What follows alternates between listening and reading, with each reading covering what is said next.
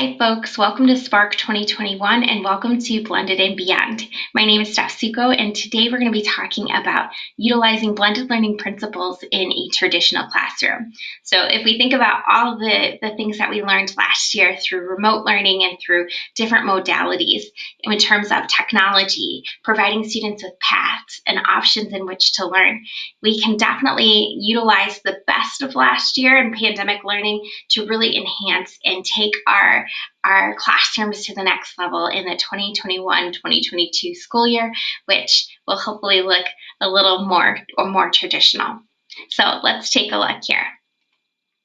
We are utilizing Pear Deck. So as you can see, I'm in the student paced mode. And so if you want to follow along with the Pear Deck, this session is very interactive.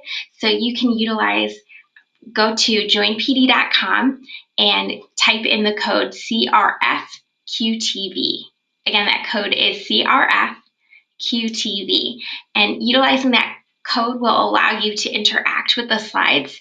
It will also allow you to access many of the links and resources and videos that are embedded in the slide deck. Also, if you would like the actual slide deck for your reference, if you go to bit.ly, the link is Blended and Beyond with no caps. So those are two different ways for you to get this presentation and to follow along as we are discussing. And there are several videos, there are several little things that you might want to go back and take a look at. So feel free to pause the session at any time so that you can further explore some of those resources. A little bit about me, my name is Steph Suko, and I am the instructional coach, and I also teach English at Cary Grove High School, which is a Chicago suburb. I love collaborating, and I love hearing from all of you. So the best way to reach me is either on Twitter, and my Twitter handle is Steph_Suko, or you can send me an email at ssuko@d155.org. Again, I thoroughly enjoy hearing from you and learning from you and with you, so don't hesitate to reach out. All right, and I would love to know who is participating in this session. So as you can see here on the Pear Deck, there is a Google form that you can fill out. If you could give me a little bit more information, I would love to learn about you. And then when you're ready, after the session has aired, you'll be able to look at the roster to see who's participated in this session so that we can continue to connect and relate to each other. All right, so what are we going to be learning today? Well, there are 5 steps that I am going to outline for you to make your classroom blended and beyond. And step 1 is just to familiarize yourself with blended learning principles. We're going to reflect on our own curriculum and what that looks like in every different level, and different discipline really does look differently. So we want to make sure that we understand what works for our classrooms. Step 3 is to consider how to deliver your content. And 4, we're going to think about how we want our students to practice those skills. And then finally, that last step is how are we going to assess our students, especially as students might be pursuing different paths to learning. So throughout this session, I would love for you to participate in a Twitter chat. There is a hashtag Blended and Beyond 21. So with these hashtags, there's just a few questions. If you want to pause the video and respond to your experience. So first question is, introduce yourself. What do you teach? You can even use a GIF to describe yourself. And if you are using the Pear Deck, you'll be able to click on this link and it'll take you right to that Twitter.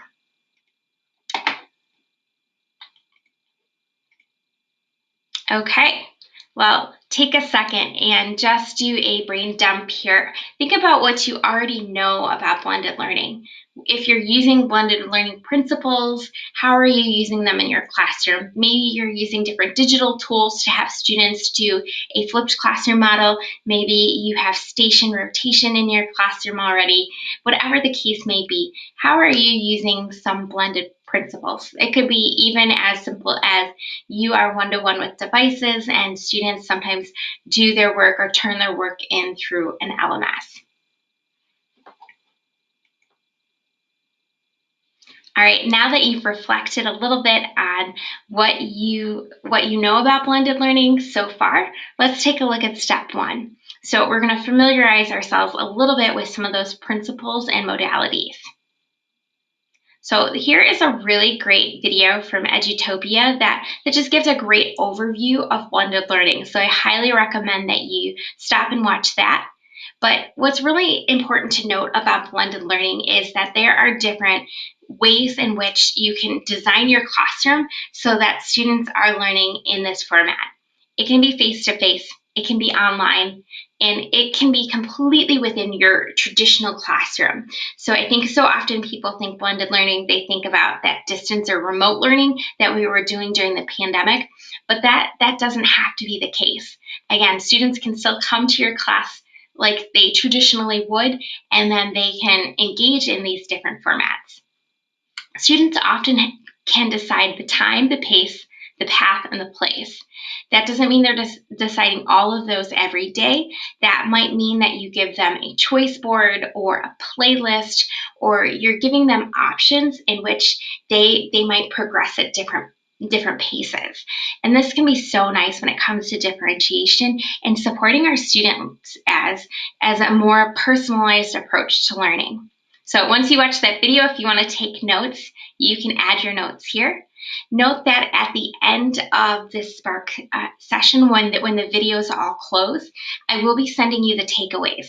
So any notes that you do take in Pear Deck, which is awesome, they will email to you. So you'll have a copy of the slide deck and you'll have a copy of any of the notes, any of the ideas that you've included here. All right, what blended learning is and isn't. So often people think blended learning is remote and distance learning, and it's not. Blended learning is all about, if we click on some of these links here, it gives you've got some nice checklists here and some really nice resources talking about it's tech enriched, but students aren't necessarily always online, devices aren't always necessarily used, and classrooms shift in order to create more integrated experiences for our students. So it empowers us as teachers to really create those differentiated groups. We might group based on level and ability, we might group up based on interest, or we might group randomized in order to give our students very diverse experiences working with smaller groups. My favorite thing about blended learning is that it really has empowered me and given me more one-on-one time with students. I often utilize station rotation, which is one of the modalities and formats of learning that's pretty popular in elementary school, but I teach seniors in high school.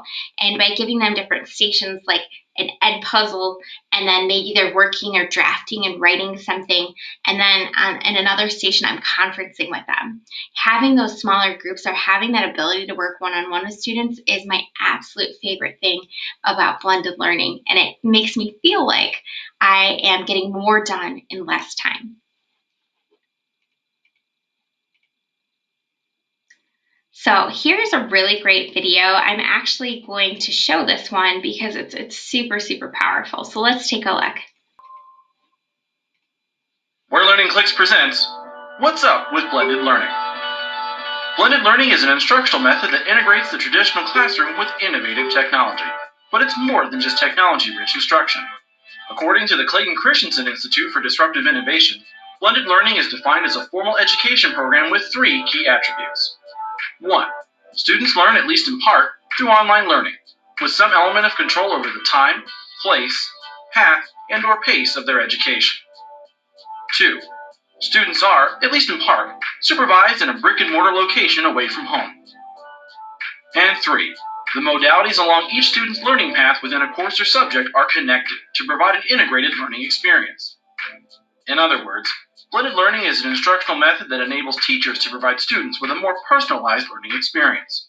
It leverages technology and the internet as a way to enhance learning and promote understanding, while also putting students in the driver's seat when it comes to their education. So that video just gives a quick overview of all the benefits of blended learning. And so here are some of the different modalities. Now, you've got your traditional lecture, your traditional classroom experience. You have the flipped version, which is really popular, I think, in math and science, where teachers create videos, students watch those videos, and they come to class and do the experiment or complete the practice problems together so that they can further that understanding. And because of remote learning, many of us often made videos to support and supplement for our students. So now you perhaps have some of those videos that you could try that flipped model. There is flex days where students are actually out of the classroom learning. This is really great if you're doing a group project. I often do video projects in which students might be filming in other locations in the building, and they come and they check in class, but then they go and they are creating on their own. There's that station rotation where they're doing a series of different activities. And again, the really big benefit there is that you get more one-on-one time or small group time with your students. Then there's a la carte, which if you have ever utilized a learning playlist, a choice board, those are really great ways to empower students to make choices in how they learn, in what order they learn, and what they complete. Now, let's dig in a little bit more to some of these different models. Here is a la carte mode. A la carte is that flexibility where students pick and choose what they do in order to complete their learning. They can interact and engage with those choice boards or choose different activities. And it is really great for working in breakout rooms or working in those small groups as well. Now, utilizing Peer Deck here, let me move our video. I really like the choice model where you can say, okay, rank what you're going to do first, second, third, and fourth. So students can pick and choose, and they can create that order. And again, you can give them choices as to what they complete, or you can require that they complete everything, but they can pick that order. Now, here are some examples of choice boards. There is a really great website which has some more further examples here too. If you click on that link, it'll take you to an example choice board that I've created during distance learning. And again, it's just really nice because you can empower your students to make the academic choices that are correct for them. As we were working remotely, having different breakout rooms and giving students options. So I have a little Harry Potter pun here.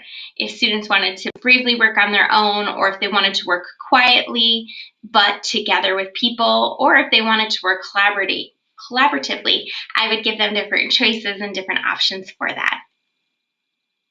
Now, the positives are students have choice and voice. We are empowering them.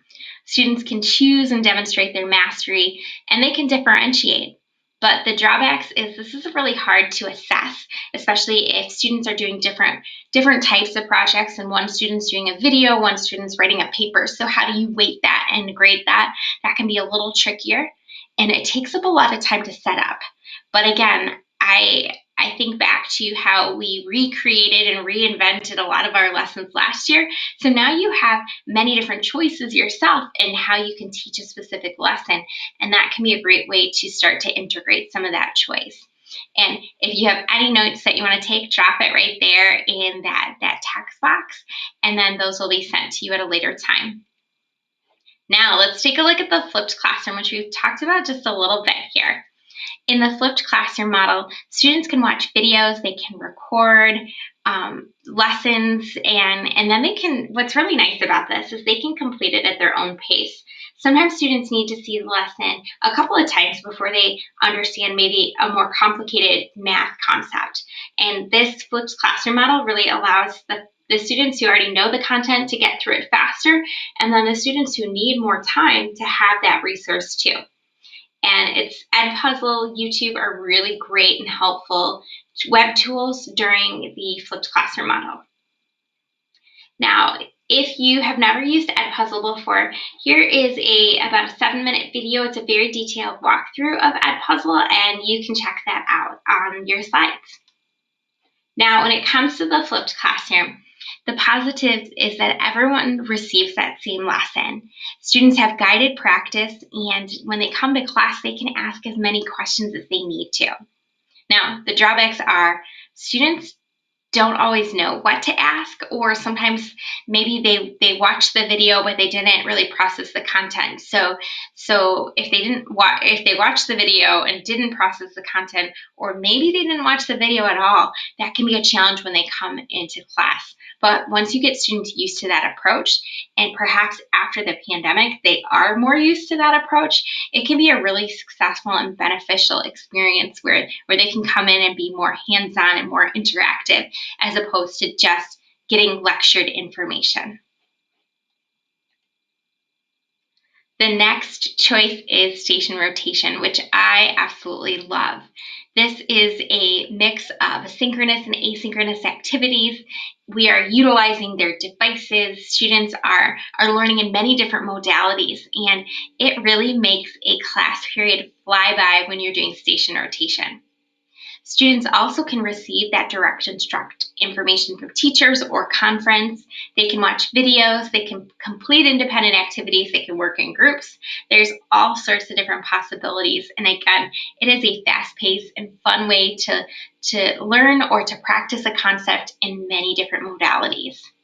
Now, station rotation could take a single class period, or it could take place over the course of many days.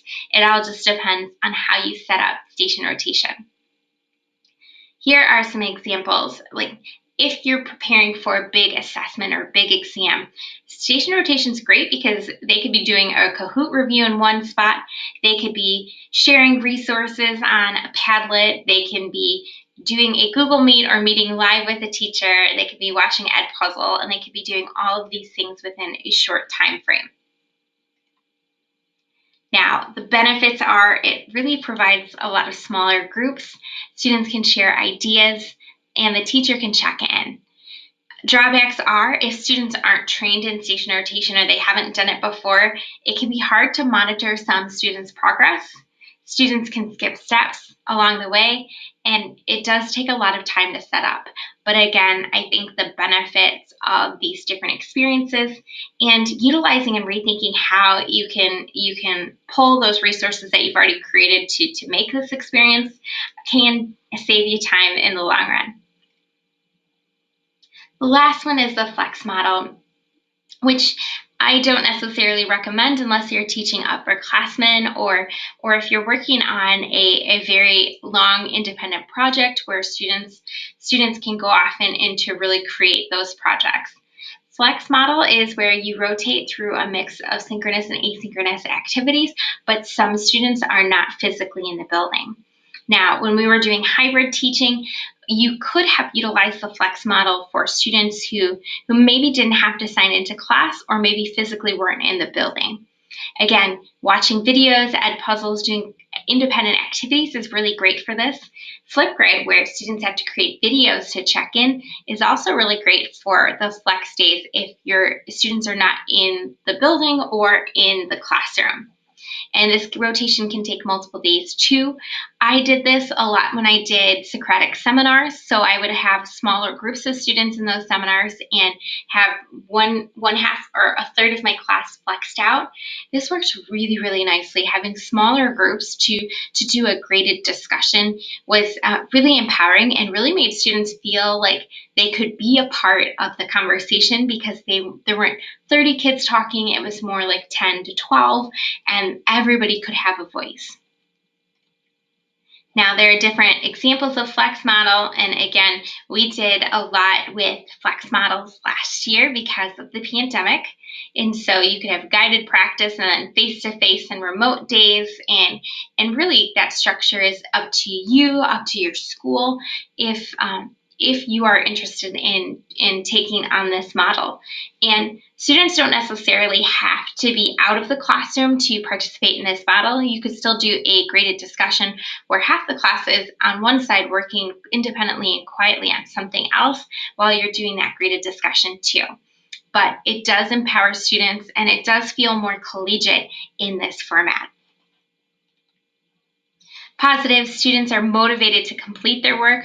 One thing for me is if a student was able to flex out, the only way they were able to flex out is if they had their grade was an A or a B and they had everything turned in. So some students who were technically flexed out, they'd still have to come to class if they were still making up assignments. Students work at their own pace and place. They're really motivated to do that. And again, the benefit is there's less kids in the classroom, which makes it feel like a smaller, safer place to share. Drawback is when they're flexed out, they might be working on something else. And some people see that as a negative.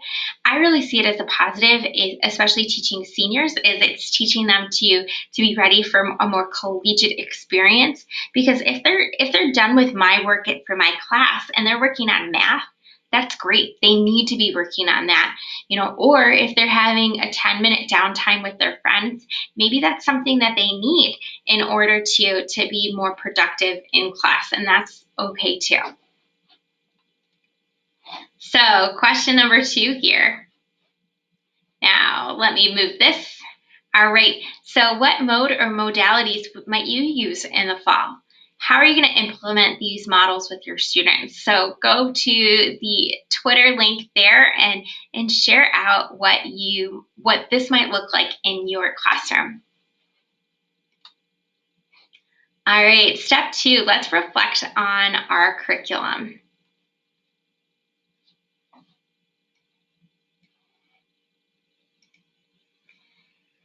All right, one big thing to think about is what needs to be done together as a whole class, what needs to be synchronous, and what can be asynchronous.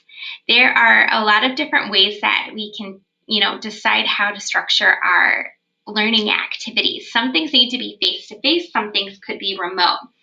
There is a resource from Oregon State University that talks about mix mapping. And this map, these concentric circles here, really allow you to write out the things in your classroom that need to be taught live. There is a need for lecture and for disseminating information. So what needs to be face-to-face? What can be done online or remotely? And then what kind of falls in between? So this will help you to start to decide what modality or modalities you want to utilize from that blended learning principles. So definitely check out these different resources. Here is an asynchronous versus synchronous document that I created too that just gives you a little bit of ideas of what should be done or what could be done face-to-face, what could be done remotely or at their own pace.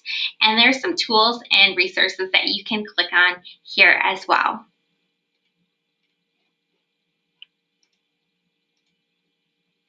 All right, blended within your walls. There's a really great resource here about adding asynchronous elements. It's from Edutopia. Really strong read, quick read here. I love that. Again, they use the headings to really draw us in to get started on those different resources. Now, if you're looking to know more about the Flex model or remote learning, here is some different resources again on how you can make a remote experience engaging for your students. So don't hesitate to check that out and play around with those resources.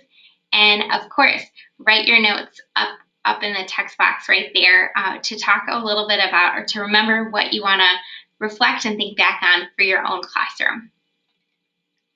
All right, question number 3. How did you use, now that we've learned more about blended learning principles, how did you use some of these principles in your remote or hybrid classroom? What worked well during the pandemic? And most importantly, I know there was a lot that didn't go as well as we had hoped, but there were some really great things too. So what are you going to take from last year to implement into your classroom this fall? Step number 3, consider how you're going to deliver this content to your students. So again, we've talked about station rotation, we talked about flipped classroom, flex, a la carte. There are different ways to rotate. So individual rotation, lab rotation, those are more hands-on for science, or individuals go through and progress at their own pace versus going through in groups.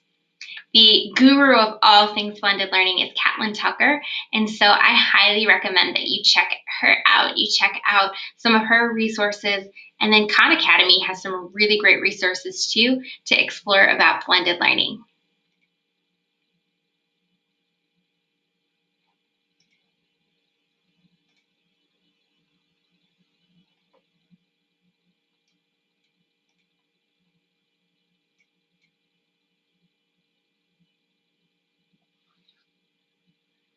All right, there is a quick video that I'd love for you to watch. And then as you can see, you've got some drawing tools here. And you can circle which tools you think will work best for you. I go to this pencil here. If I want to do station rotation, I want to do enriched virtual model. Pear Deck is really fun because students can get really creative.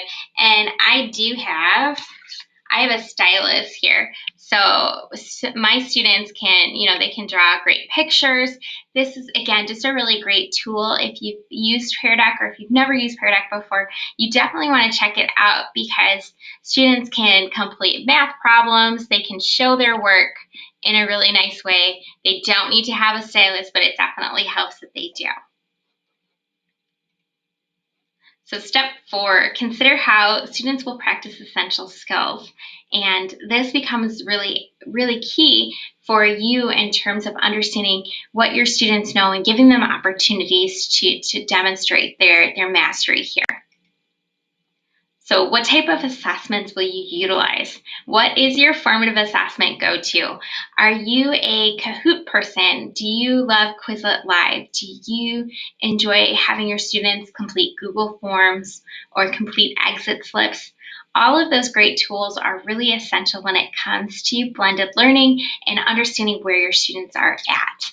We want our students to be applying their critical thinking skills, applying the concepts that we're teaching in a lot of different ways. So if you want to take a minute in that text box right above and write out some of those ideas for formative assessments that you currently use.